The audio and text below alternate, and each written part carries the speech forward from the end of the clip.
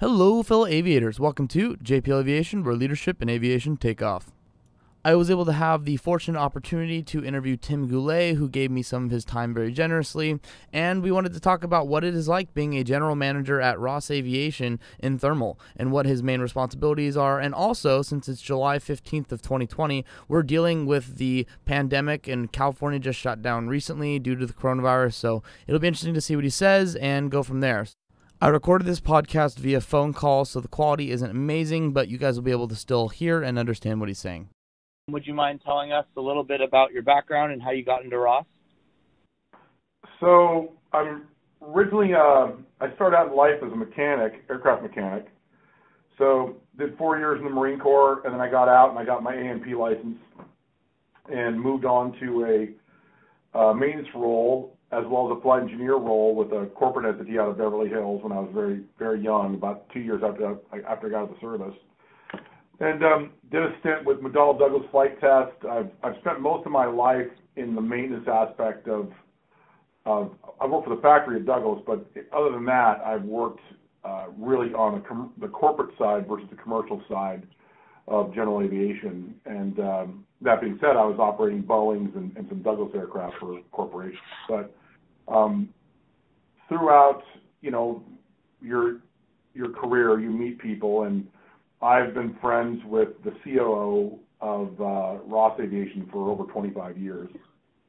And when this particular opportunity came up, Ross had come in and bought the 6 locations back from Signature that Signature could not keep due to DOJ antitrust laws when they acquired Landmark, this being one of the locations. And I lived, right down the street, so I was asked if I knew anybody who would be up to the job as GM, but more specifically, would I take the job? And at the time, I was in sales for Universal Weather and Aviation, which I've been doing for about 6 years. And I had a lot of travel, and I liked my job, but I didn't like being away from my family. So I took this job, and I'm now 15 minutes away from my house every day, and I'm home every night, and we have a great facility here and a great staff, so I'm enjoying it. Sounds like Tim has a very rewarding job and he's enjoying every second of it. Let's figure out how he got into that position.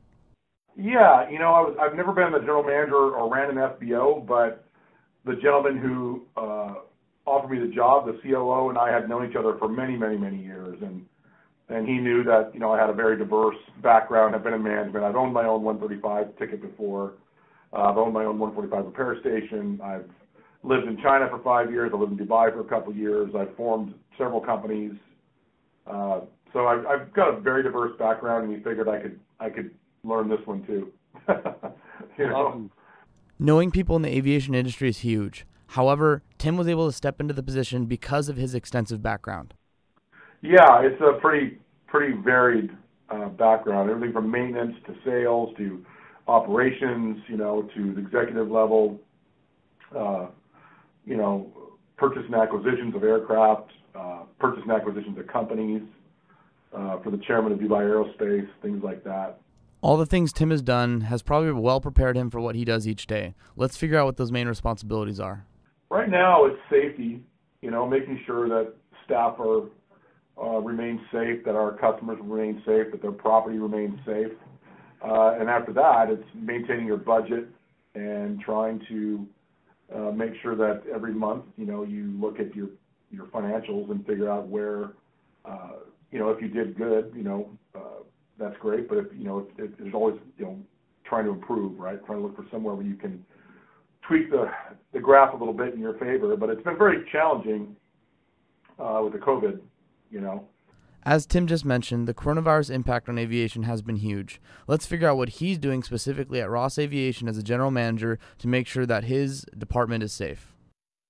Really it's the social distancing, more hygienic issues within your staff and your facility, making sure things are clean. You've got social distancing markings, a repetition on, even your ice machine, how often you're sanitizing the scooper. Really, it's the challenges are keeping up with that, the new SOPs that you put in place to try to maintain a level of cleanliness and safety for your staff and for your clients. And also, the big thing now is the level of staffing, because we've had to reduce staffing levels due to the downturn in business. So we went from having, we had 27 staff, and I'm down to 12. That was going to be my next point, was how are you dealing with the probably shortage of staffing, like you said, and still maintaining a smooth operation at the FBO? Well, what happened was we had two operating facilities here at Thermal. So we bought the Signature facility in December, and we had just literally gotten that 95% integrated and running smoothly, and then COVID hit, right? So that particular building, is an older building. It's on an older taxiway or older ramp, and I have a huge facility here on the north side. I mean, our former landmark, this was Ross too at one point when Jeff Ross had sold the Signature or to Landmark. This was actually one of his locations. So this is a newer facility on a newer heavy ramp, and I've got, like over here, I've got 6 hangars. I've got 140,000 square feet of hangar space. I had 10 acres of ramp. I had a lot of space. So what we did was we just pared down our staff on the seasonal level. Unfortunately, we had to let our seasonal people go in April, well, not even April, actually end of March, versus when we usually let them go in June. And then we condensed the staff over to the north side. We shut the facility down on the south side, the former Signature facility, and just moved all the operations over to this side. We still had base tenants there, but that was no big deal. They had their own hangars and things like that. So we supported that from this side. And then, we had to do one more round of furloughs just because the business had taken such a deep turn, for the worse. But it all worked out, With mass furloughs and layoffs in the aviation industry, I was wondering what Tim's perspective would be if there's a light at the end of the tunnel or it's doom for aviation. Well, it's a bit relative. From what we saw in April, we actually had a decent May. We were down 80% in April, and in the end of March, beginning of April, and then it started climbing back up. And by the time June came around, we were pretty much back to our seasonal normal. But you got to remember, June's slowing down because of the heat out here. So it's hard to say, but I would say that we recovered probably 75%, of what our budget was in June. Now, but like I said, you got to take that with a grain of salt, because in June we're starting to slow down because of the heat, right?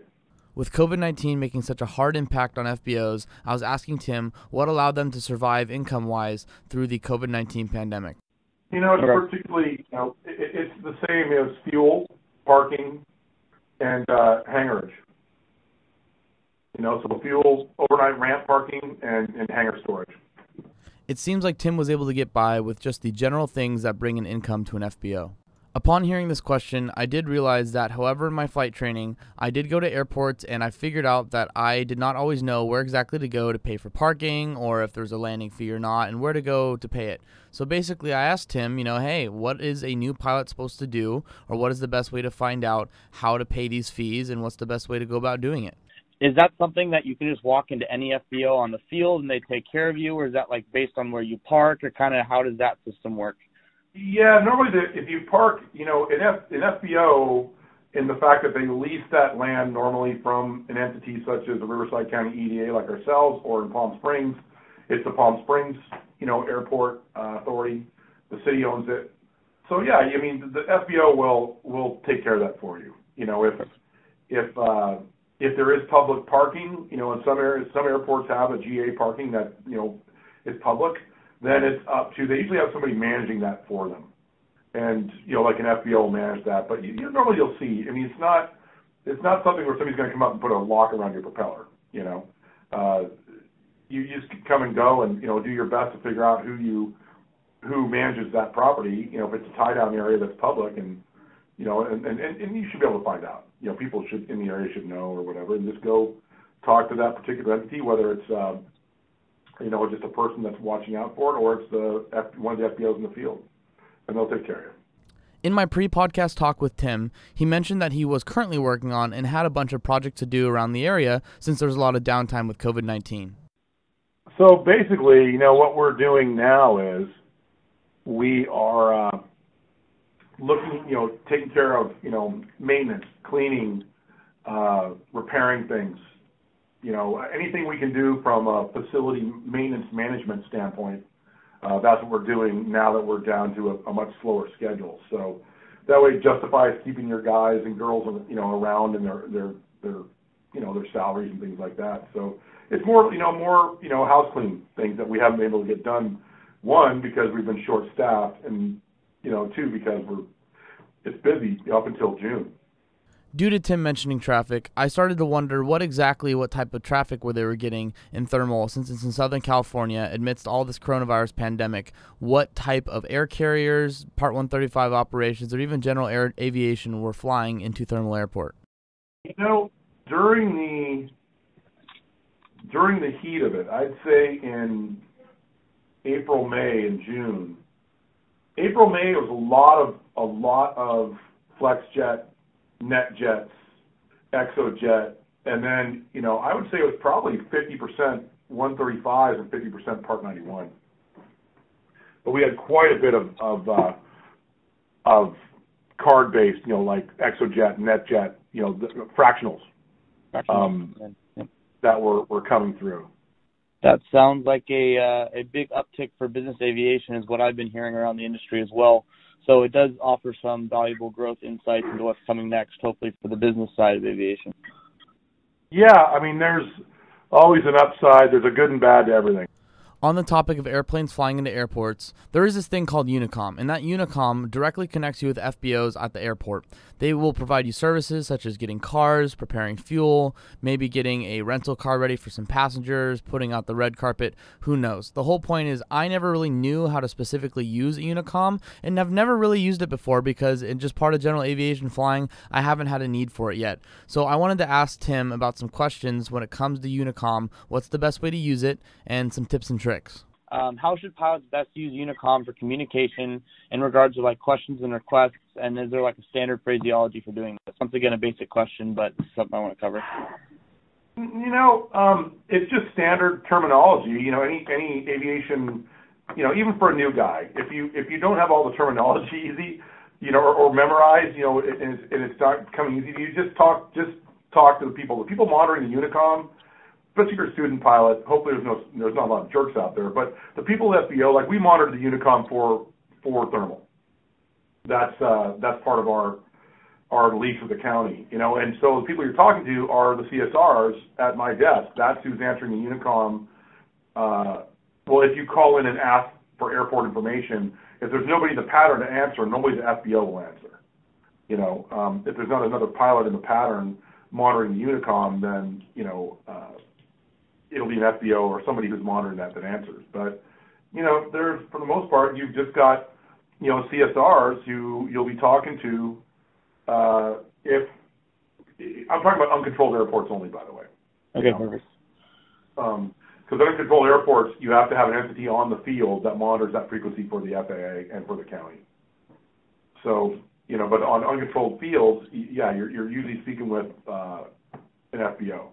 And then, obviously a controlled field is a different animal because you'd be talking to the tower. You shouldn't be talking on the Unicom in controlled airspace, right?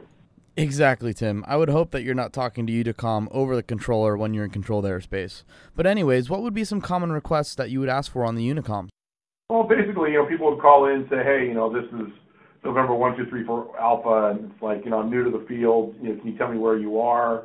Or give me some directional or something like that. I'll be there in 10 minutes, and we can help give them a little bit of advice on where we are. So you get them situated spatially on the field where they need a taxi to, and if they're not familiar. Luckily today, iPads are a wonderful thing, so people have a pretty good overlay of the airport, which helps guide them in their navigational taxi progress. Airport navigation is something that a lot of pilots just sometimes look over because they feel like they're familiar with the airport, or there's times where they just feel like they can look at the signs. Either way, it is very important that you use your, AFDs, chart supplements, to make sure that you know exactly where you're going on the airfield. And now we needed some of Tim's concluding thoughts. I think it's just a very challenging time overall across America, no matter what business you're in. But, I would just say that we'll see. These are a lot of unknowns going on right now. I don't know. It's concerning, although I do see some light at the end of the tunnel as far as the benefits of flying, yourself, even from flying a piston engine single to, if you have the means and wherewithal, to chartering, right? Yeah, it keeps you safer, and especially if you're a company or you're somebody with health issues. You don't want to be exposed. You want to minimize your exposure as much as possible. Help mitigate your exposure to any kind of virus or any other kind of bug. So there's that. I think that's going to shine a light, or this has shown a light on general aviation, about how it can be a benefit to not just your business but your health. Yeah, a lot of operators that I've been talking to have said that they're getting a lot of new first-time clients who are solely, specific on that. They don't want any interaction with the, crew or staff. They just want to, hop in the airplane and go, and that's their main purpose of the traveling business right now, is because they only want to have that kind of like no interaction type of experience. And after that, I concluded the interview, thanked Tim for his time, and it was time to go because aviation is an ever-growing, ever-booming industry, and it's time to go dive in.